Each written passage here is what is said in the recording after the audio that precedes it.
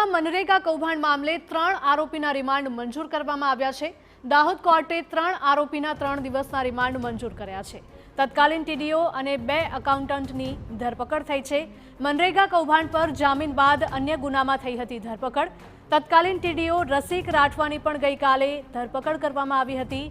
Accountant Mahipalsinh Chauhan અને જયવીર નાગોરીની પણ ધરપકડ કરાઈ હતી। 45 લાખથી વધુના મનરેગા યોજનાના કામ થયા વિનાશ કરાઈ હતી બિલ મંજૂરી।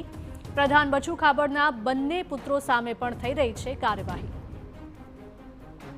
સંવાદદાતા પ્રિતેશ જોડાયા છે વધુ અપડેટ સાથે। પ્રિતેશ, મનરેગા કૌભાંડ મામલે 3 આરોપીના રિમાન્ડ મંજૂર થયા છે, શું વધુ અપડેટ? જી હિરલ, દાહોદ જિલ્લામાં જે મનરેગા કૌભાંડ જે આવ્યું હતું તે દરમિયાન જે તાત્કાલિક ડીડીઓ છે અને તેની ધરપકડ કરવામાં આવી। તેની સાથે સાથે 2 એકાઉન્ટન્ટની પણ ધરપકડ કરવામાં આવી હતી। થોડા દિવસ પહેલા તેમના જામીન મંજૂર કરવામાં આવ્યા। ત્યારે વધુ 2 ગુનાની અંદર આ જે આરોપીઓ છે તેઓની ધરપકડ કરવામાં આવી છે।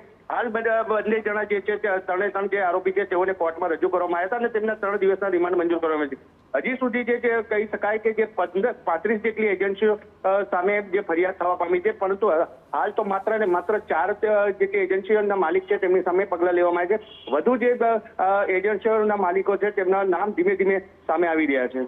જી પ્રિતેશ, આભાર।